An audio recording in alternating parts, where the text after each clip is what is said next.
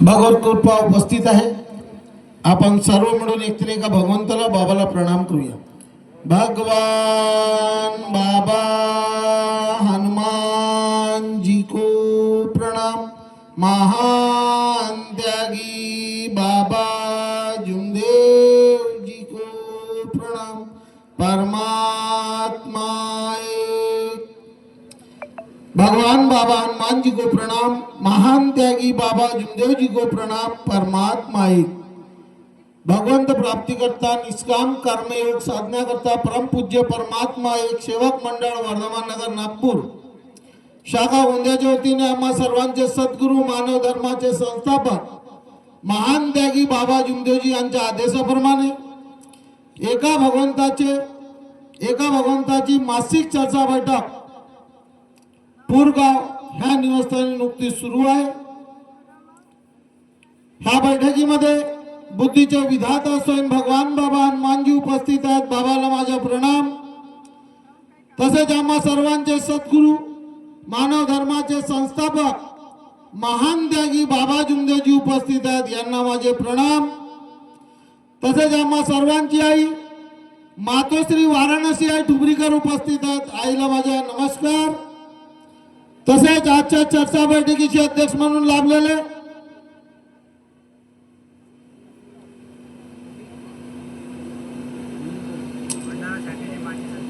भंडारा शाखेचे माजी संचालक श्रीमान्य गोंदेकर साहेब उपस्थित आहेत, भावाला माझा नमस्कार।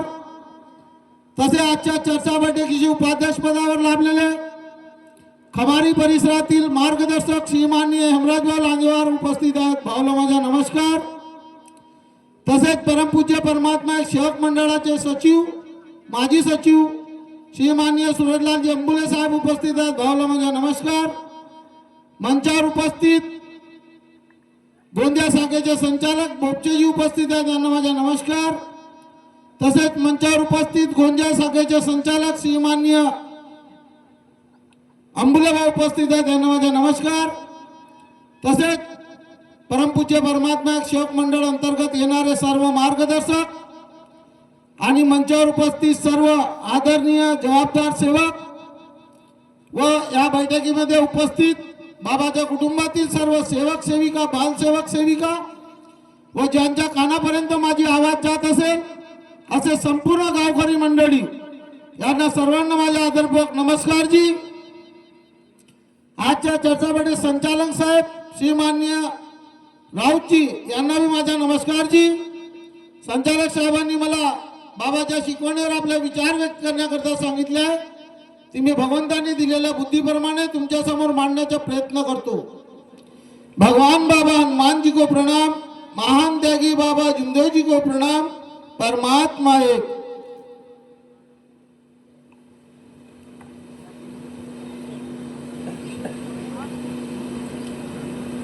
नमस्कार जी। बाबाची शिकवण सकाळची विनंती सायंकाळची प्रार्थना, 4 तत्व 3 शब्द 5 नियमे बाबाची शिकवण आहे। ह्या शिकवणीच्या माध्यमातून ज्या कुटुंबामध्ये वागणूक होत असते त्या कुटुंबामध्ये अनुभव घडून येतात आणि अनुभवाच्या माध्यमातून त्या परमपिता परमात्माची परमेश्वराची ओळखी होते, ज्याला या पृथ्वी तलावर कोणीच बघितलं नाही।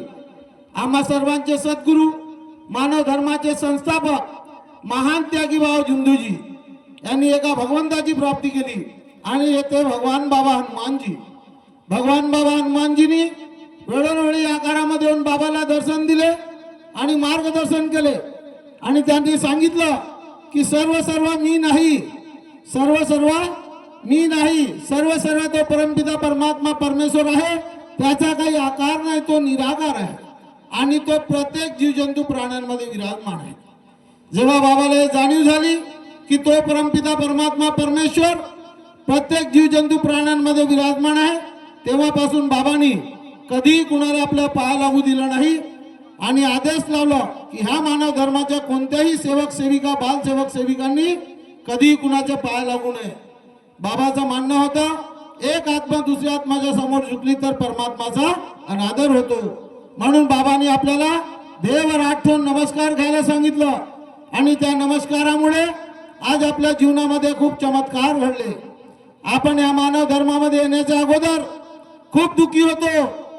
कोणी बिमाऱ्या पायी दुःखी होते, कोणी व्यसनापायी दुःखी होते, कोणी गृहस्थीच्या माध्यमातून दुःखी होते, कोणीचे बिझनेस ठप झाले होते, कोणीला कामधंदे नव्हते, कोणीला योग येत नव्हता लग्नाचा, कोणीचे मुलं बाळ बदमाश होते, कोणीचे पती बदमाश होते। अशा अनगिनत परेशान्या आपल्यावर जेव्हा आपण मानव धर्मामध्ये नव्हतो तेव्हा होत्या। आणि त्या अनगिनत परेशान्यामध्ये माध्यमातून आपण खूप दुःखी जीवन जगत होतो। आणि जीवन जगताना आपण कितीतरी नवस कबललो, असे नवस कबललो की आपली ताकद नव्हती तरी त्या नवस पूर्ण करण्याकरिता आपण कर्जबाजारी झालो, पण कबुललेले नवस आपण पूर्ण केलो। आणि पूर्ण केल्यावरही कोणताही भगवान, कोणतीही शक्ती आमच्या दुःखाचे निवारण करण्याकरिता उपस्थित झाली नाही आणि आमच्या कुटुंबातले दुःख नाहीसे करू शकली नाही।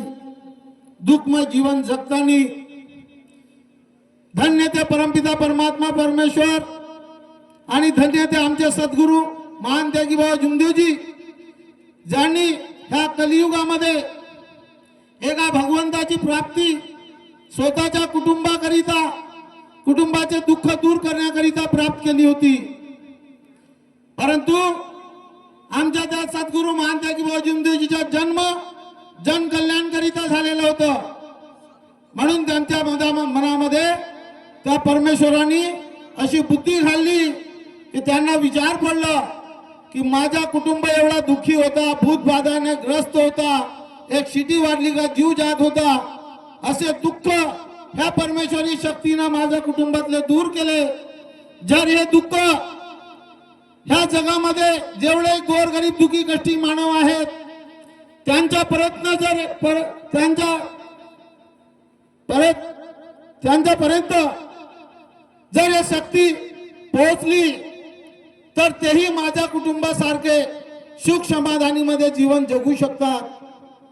म्हणून बाबांनी ह्या शक्तीचा प्रचार करण्याचा विडा उचलला आणि त्या शक्तीला विनंती केलं की या जगामध्ये खूप गोरगरीब दुःखी कष्टी जीवन जगत आहेत। हे भगवान बाबा हनुमानजी, तुम्ही या गोरगरीब दुःखी कष्टी मानवाला सुख समाधानीमध्ये जीवन जगण्याचे वरदान द्या। भगवंताला विनंती केलं। भगवंतानी बाबाला काय जवाब दिला?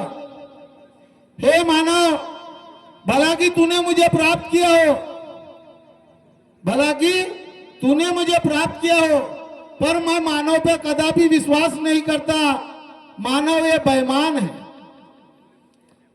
जेव्हा त्या भगवंतानी मानवाला बेईमान म्हटलं तेव्हा बाबाला विचार आला की मी एवढी मोठी शक्ती प्राप्त केलो, भगवंताला प्राप्त केलो, तरी भगवंतानी मला बेईमान म्हटलं। कारण बाबा भी मानव होते, मानव रूपीमध्ये जन्माला आले होते, परंतु त्या परमेश्वराने त्या भगवंतानी बाबाला बेईमान नाही म्हटलं होतं, मानव ये बेईमान है और इसमें से तू भी एक मानव है। भला कि तूने मुझे प्राप्त किया, पर मैं मानव पे कदापि विश्वास नहीं करता। तेव्हा बाबांनी वचन दिलं, मी माझ्या जीवनामध्ये मरेपर्यंत परमात्मा एक मानीन, मर्यादिये भगवत नाम पर असा जीवन जगीन। परमात्मा एक, मर्यादिये भगवत नाम पर, ह्या दोन वचनावर त्या भगवंतानी बाबाला वचन दिले, दुःखदारी दूर करते उद्धार और इच्छा अनुसार भोजन। अरे बाबाच्या त्या वचनावर, आमच्या सर्वांचे सद्गुरू महान त्यागी बाबा जुमदेवजी यांच्या वचनावर ते परमेश्वरी शक्ती आज कार्य करत आहे। ह्या मानव धर्मामध्ये कसाही दुःखी मानव जर प्रवेश करत असेल, कोणत्याही मार्गदर्शकाच्या माध्यमातून, कोणत्याही सेवकाच्या माध्यमातून त्याला ह्या मानव धर्माची दीक्षा मिळत असेल, शिकवण मिळत असेल, आणि जर तो त्या तत्वशब्द नियमाच्या माध्यमातून वागत असेल तर पलमध्ये त्याचे दुःख दूर होतात, पलमध्ये. त्याचं कारण काय आहे? हा युग कलियुग आहे आणि या कलियुगामध्ये कोणती शक्ती काम करणार आहे हे त्या परमपिता परमात्मा परमेश्वर, ज्याचा काही आकार नाही, निराकार आहे, त्यांनी तय केलेलं होतं कि कलयुग में जो हनुमान जी की पूजा करेगा उसके घर में कलयुग का प्रकोप नहीं पड़ेगा. आणि असे कितीतरी वरदान संपूर्ण 36 कोटी देवी देवतांनी भगवान बाबा हनुमानजीला दिलं होतं. केव्हा दिलं होतं? जेव्हा इंद्रनी त्यांच्यावर प्रहार केला होती आणि ते बेशुद्ध झाले होते आणि पवन देवनी संपूर्ण हे हवा रूपी हवाला आपल्या आतमध्ये घेतला आणि पूर्ण जगामध्ये हाहाकार मचला.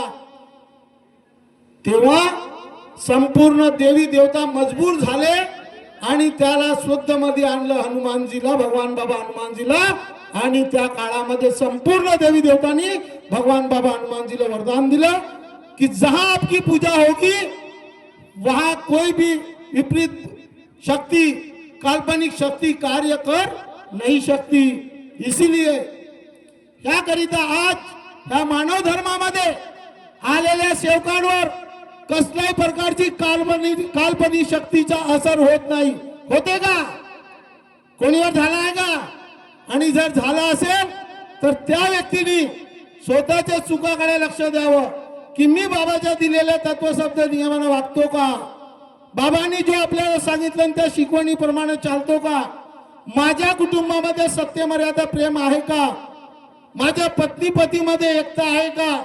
माझ्या मुलाबाळांमध्ये बाप आणि मुलांमध्ये एकता आहे का?